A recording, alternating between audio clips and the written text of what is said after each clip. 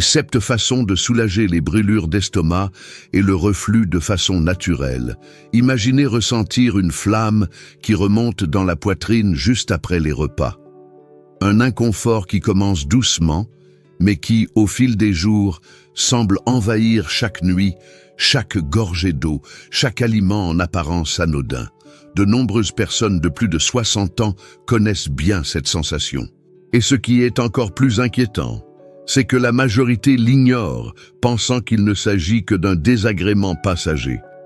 Mais ce n'est pas le cas. Cette brûlure est bien souvent le premier signal qu'un déséquilibre s'est installé dans votre organisme. Ce n'est pas un simple inconfort, c'est le corps qui appelle à l'aide.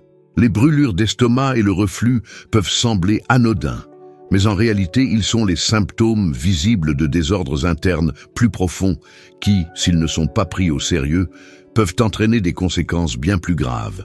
J'ai récemment reçu en consultation un homme de 68 ans, retraité, qui m'a dit ne vouloir qu'un petit somnifère pour mieux dormir. En approfondissant, il m'a confié qu'il souffrait depuis plus de 6 mois d'une sensation de brûlure si intense dans la poitrine que même l'eau lui semblait douloureuse à avaler. Dormir était devenu un défi, manger, un calvaire. Et pourtant, il n'avait jamais consulté auparavant. Pourquoi ? Parce qu'il croyait que c'était l'âge. Mais non, ce n'est pas l'âge. Ce n'est pas normal. Et surtout, il est possible de guérir. Selon les données de la Société française de gastro-entérologie, près de 30% des personnes de plus de 60 ans souffrent de reflux sans le savoir. Pire encore, une grande partie de ces personnes s'automédiquent quotidiennement avec des antiacides qui ne font que masquer les symptômes sans traiter la cause. C'est comme recouvrir une braise de sable, la flamme reste là, prête à reprendre dès la prochaine étincelle. Le reflux, lorsqu'il est négligé, peut entraîner une inflammation chronique de l'œsophage, appelée œsophagite. Dans les cas les plus graves, cette inflammation peut provoquer des modifications cellulaires dans l'œsophage, augmentant fortement le risque de cancer. Oui, vous avez bien lu, ce reflux, qui débute par une simple sensation de brûlure, peut évoluer vers une pathologie potentiellement mortelle. Vous qui m'écoutez et qui avez déjà ressenti cette brûlure, réfléchissez avec moi. N'est-il pas temps de prêter un peu plus d'attention à ce signal ? La bonne nouvelle, c'est qu'il existe des solutions naturelles, simples et efficaces pour soulager et même guérir les brûlures d'estomac et le reflux. Des remèdes issus de la nature, de la sagesse populaire et de la vraie science, celles qui respectent le corps et visent l'équilibre. Dans les prochains chapitres, je vais vous révéler 7 approches réelles pour restaurer votre santé digestive. Et tout commence par une meilleure compréhension du problème. Comme le disait Socrate, le début de la sagesse, c'est de savoir reconnaître ce qui doit être changé. Et maintenant que vous comprenez à quel point il est risqué d'ignorer les brûlures d'estomac, il est temps d'aborder un mythe dangereux. Un mythe à l'origine de la majorité des traitements inadaptés. Un mythe qui pourrait saboter votre guérison chaque jour. Le mythe qui vous fait du tort. Pendant des années, l'idée la plus répandue dans les cabinets médicaux et les pharmacies a été que les brûlures d'estomac et le reflux étaient causés par un excès d'acidité gastrique. Cette croyance, bien que très commune, est profondément erronée. Le véritable problème, dans la grande majorité des cas, ce n'est pas trop d'acide, mais de l'acide au mauvais endroit. Le suc gastrique est essentiel à la digestion, mais lorsque le sphincter séparant l'estomac de l'œsophage se relâche, l'acide remonte. Et c'est là que le calvaire commence. Ce sphincter agit comme une porte musculaire. Lorsqu'il perd en tonus, le contenu acide de l'estomac s'échappe, brûlant les tissus de l'œsophage, qui ne sont pas conçus pour supporter un tel niveau d'acidité. Cela provoque des inflammations, des douleurs et, dans les cas les plus graves, des lésions. L'acide n'est donc pas en excès. Il se trouve simplement là où il ne devrait pas être. C'est précisément pour cela que tant de médicaments promettant un soulagement immédiat échouent sur le long terme. Ils réduisent l'acidité de l'estomac, ce qui apporte un soulagement temporaire, mais affaiblit aussi la digestion et, à terme, aggrave le problème. Le corps a besoin d'acide chlorhydrique pour absorber des nutriments essentiels comme le fer, le calcium, le magnésium et la vitamine B12.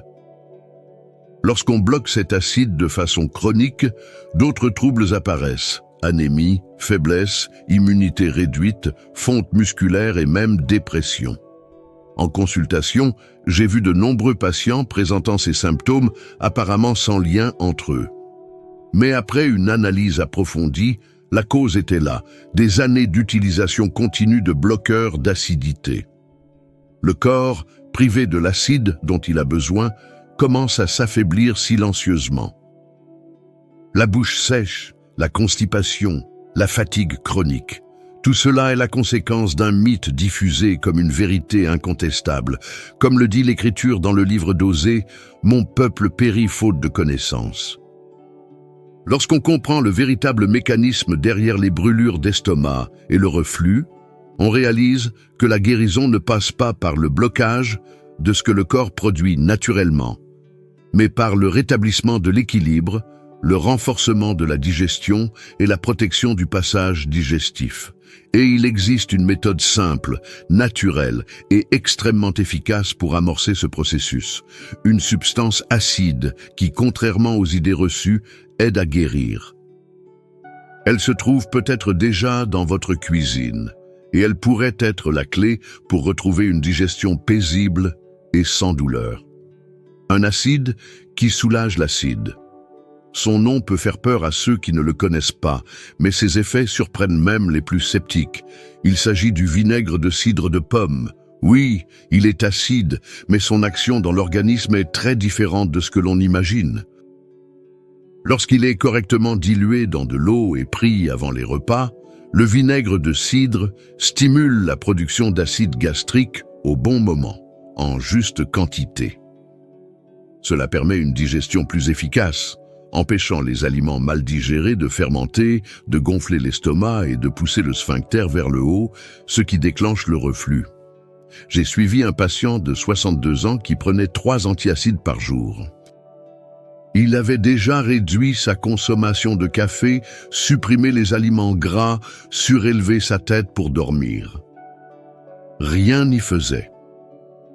Quand je lui ai proposé d'essayer le vinaigre de cidre, il a hésité.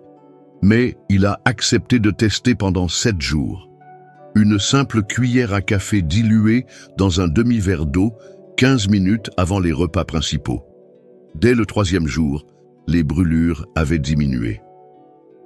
Et en moins de 2 semaines, il a ressenti une sensation oubliée depuis longtemps, le confort après un repas. Le secret, c'est la régulation, pas la suppression. Le vinaigre de cidre contient de l'acide acétique qui possède des propriétés antibactériennes, facilite la digestion et aide à équilibrer le pH de l'estomac. Contrairement aux bloqueurs chimiques, il n'interfère pas avec l'absorption des nutriments ni n'affaiblit l'organisme. Au contraire, il le renforce.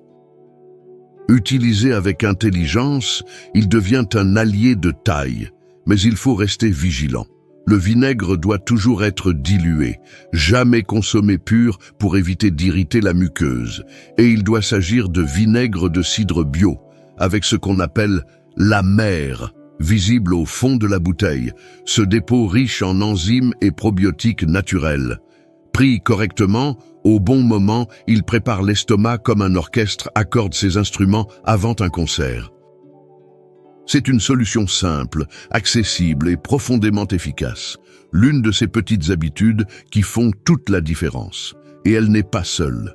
La nature regorge encore d'autres armes silencieuses contre les brûlures. Des plantes qui, utilisées avec sagesse, régénèrent le système digestif de l'intérieur. Des plantes qui régénèrent l'estomac. Au fil des années, la sagesse populaire a conservé des secrets que la médecine moderne commence peu à peu à confirmer. Parmi eux, le pouvoir de certaines plantes qui agissent directement sur la régénération de la muqueuse de l'estomac en combattant l'inflammation responsable du reflux.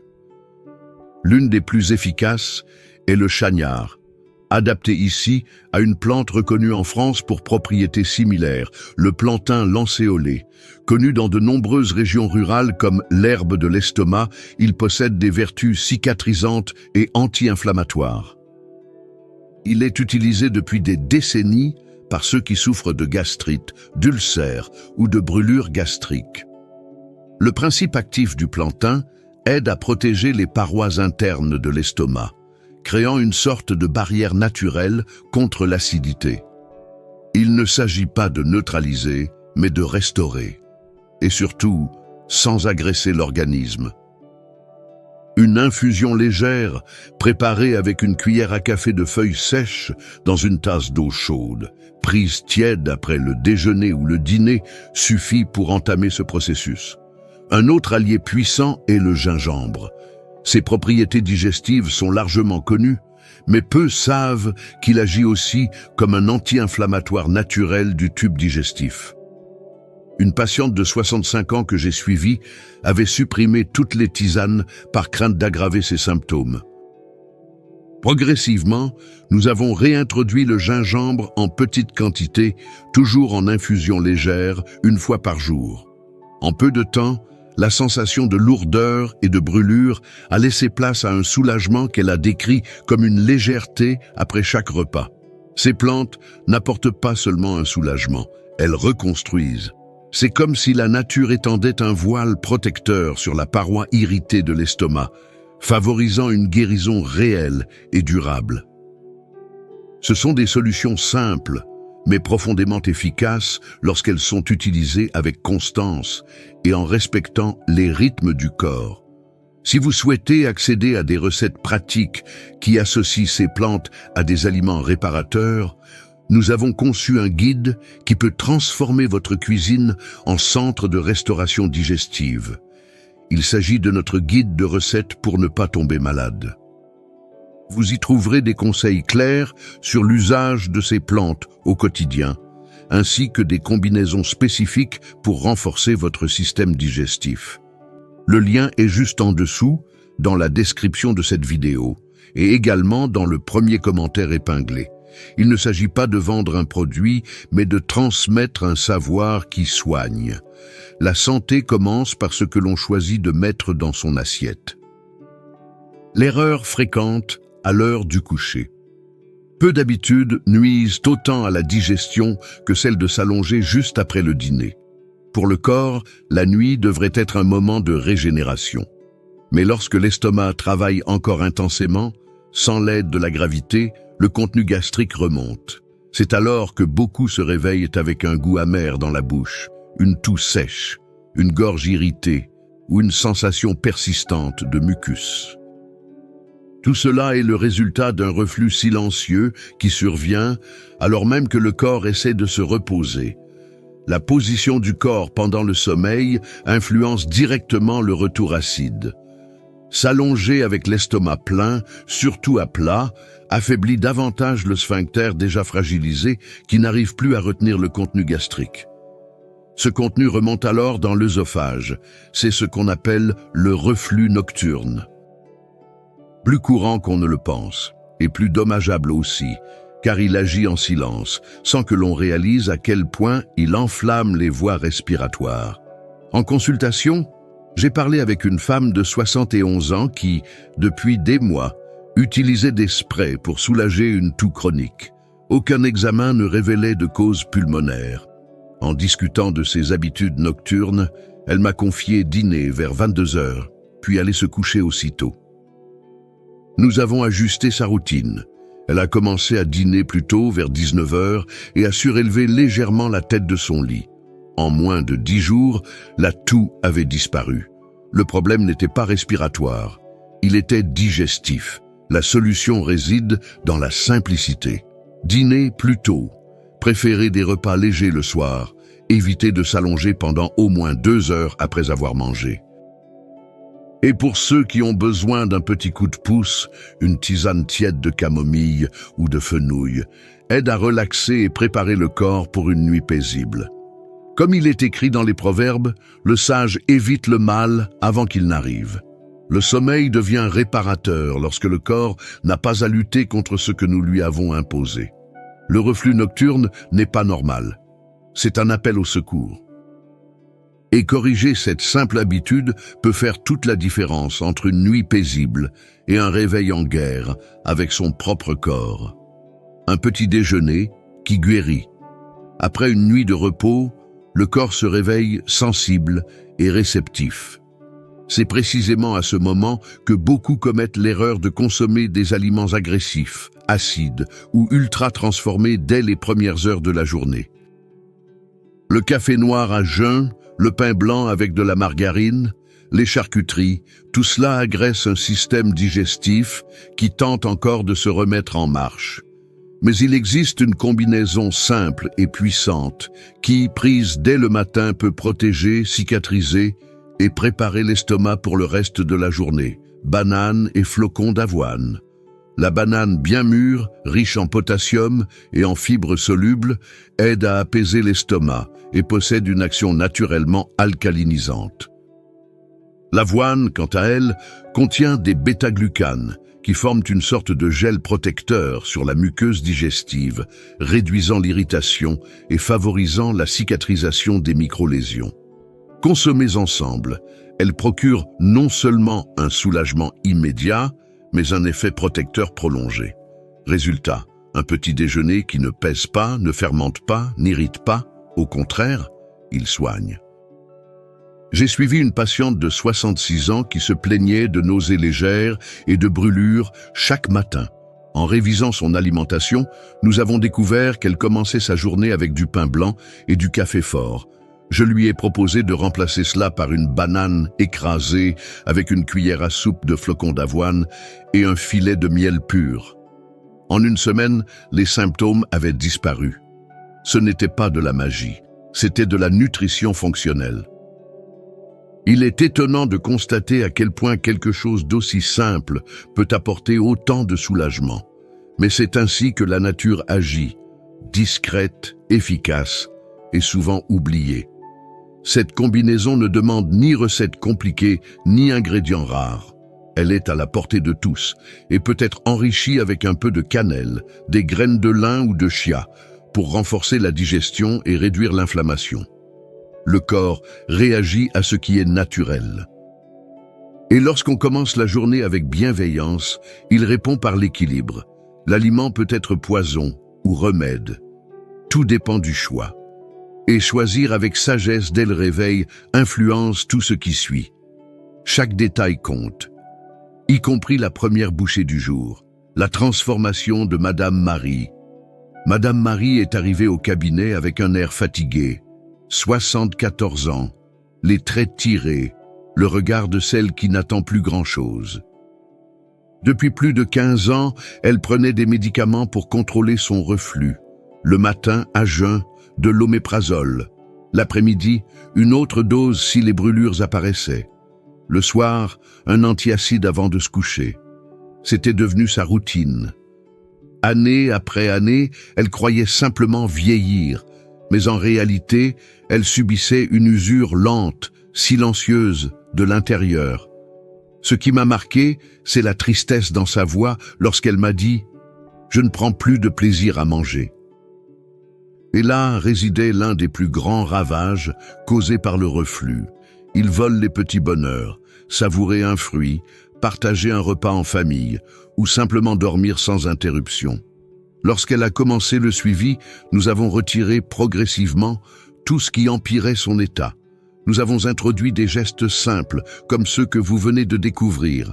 Vinaigre de cidre, infusion de plantain, horaires ajustés, bananes et avoine. Son corps a répondu. Pas de manière immédiate, mais en profondeur. En moins de 60 jours, elle n'avait plus besoin de son traitement du matin.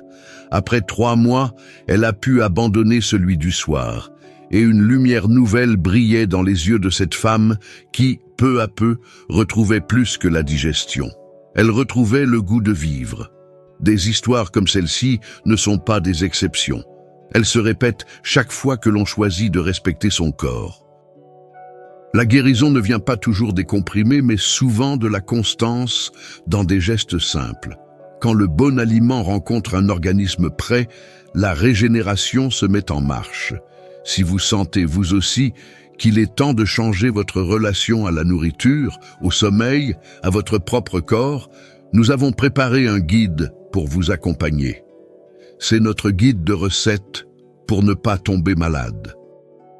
Vous y trouverez des recettes pratiques, organisées, avec des ingrédients qui réduisent l'inflammation, améliorent la digestion et respectent votre étape de vie. Il est disponible ci-dessous, dans la description et dans le premier commentaire épinglé. Le choix vous appartient. Mais rappelez-vous, le temps que vous investissez aujourd'hui dans votre santé est celui que vous gagnez demain en qualité de vie. La santé ne s'achète pas, elle se cultive. Et celui qui sème avec sagesse récolte la liberté. Comme le disait Sénèque, la vie est assez longue pour celui qui sait bien l'employer.